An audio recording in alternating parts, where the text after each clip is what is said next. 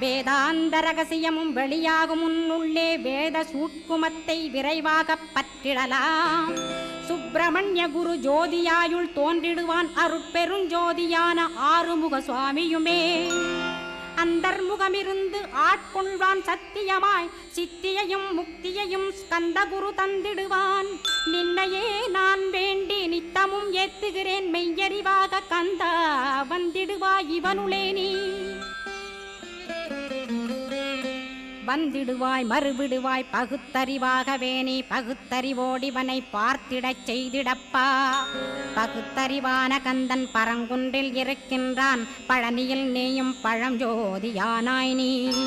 பிரமனுக்கருளியவா பிரணவப் பொருளோனே பிறவா வரமருளி பிரம்மமயமாக்கிடுவாய்.